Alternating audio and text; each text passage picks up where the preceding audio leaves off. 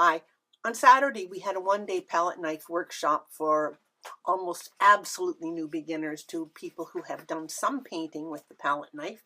And I wanted to show you this finished product and talk about the process and the colors that we use to get these beautiful vibrants for a barn.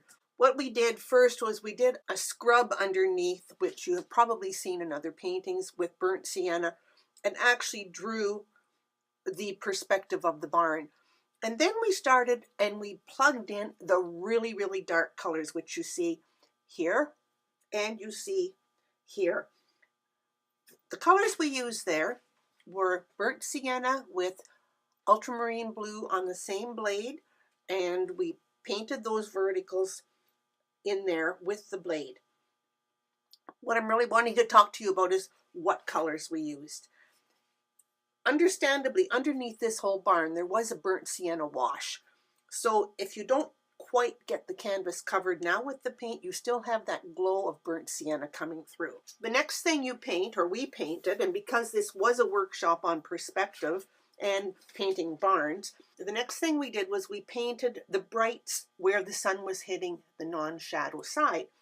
And here we did first cadmium red, medium, pulled the colors down, and then we stuck a little bit of burnt sienna beside it, and then to punch it up we put a bit of cad yellow in with the red to give you a hint of these orange shades, and topped it with a combination of alizarin crimson and cadmium red side by side.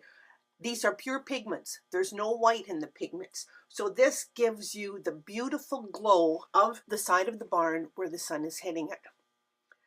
After that, we did punch in the sky because we still could put the barn roof in. You always do the roof after you do the barn because the roof paint will be over top of the barn board. We put a little bit of shadow again with the colors here, burnt sienna, ultramarine blue. And in this case, I added a slight touch of sap green. Now, the other thing that's really interesting about painting buildings is instead of trying to have a perfectly vertical, crisp line of the barn, take your finger and just go down the side and slightly soften the edges. And you will find it reads much better for the finished product rather than having pure crisp lines for the edges of your buildings. The same thing with the roof. We didn't want to have really stiff, pure lines of the roof line. And again, we just took our finger, or we would take a small palette knife and take the palette knife and just run it down the edge. Here's my small palette knife. And you just, even if you wanted to soften the edge of the snow here, you just come along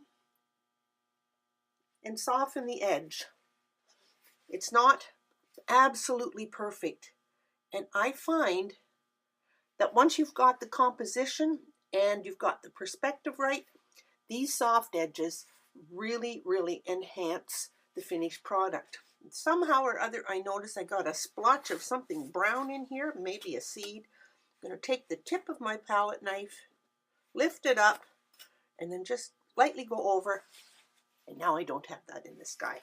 Please subscribe and share with your friends. We were trying to get our numbers up for YouTube.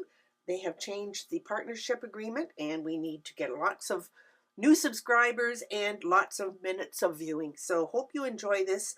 Please go back and look at it again and see how we've done this. So have a great day, and we'll see you next time.